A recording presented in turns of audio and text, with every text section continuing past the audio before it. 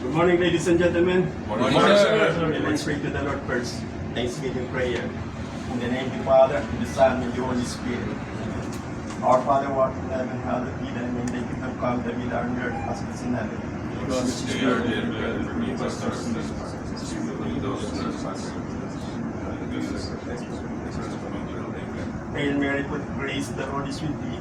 Blessed art thou among women, and blessed the fruit of thy womb, Jesus. Holy Mary, Mother of God, pray for us sinners now and at the hour of our death. Amen. Glory be to the Father, and to the Son, and to the Holy Spirit. As it was in the beginning, is now, and ever shall be, world without end. Amen. Almighty God bless us, the Father, the Son, and the Holy Spirit. Amen.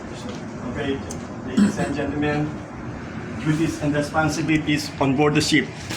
Master, Master, the overall command of the ship, is also responsible for the safe navigation of the vessel, the welfare and management of the crew, and also the cargo operations. okay, next, Chief Officer. Shipmate.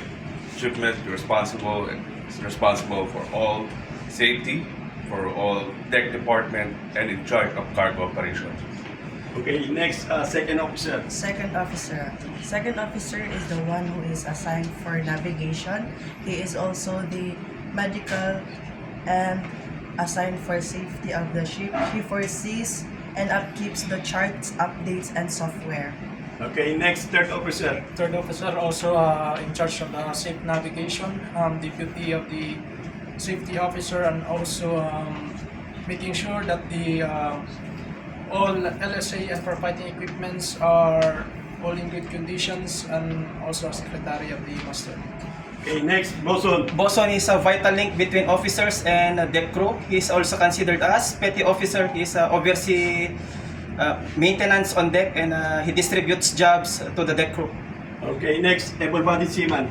AB duties and responsibilities, performing watch duties, including lookout for the navigational hazard, and monitoring the ships at position at sea, and also deck maintenance of the ships, then performing the during emergency drills.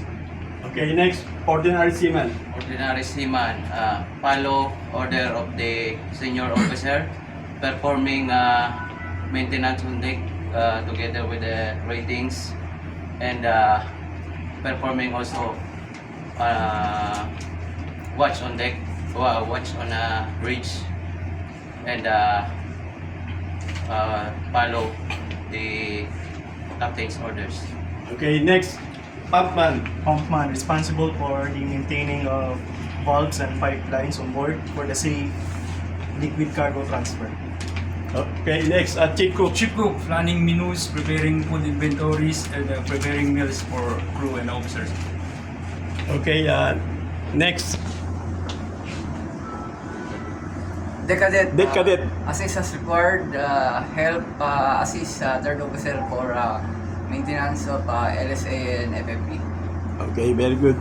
Good morning, ladies and gentlemen. Please subscribe my YouTube channel, Cap TV Timbo TV. Thank you and God bless. Subscribe. Subscribe and share. Subscribe.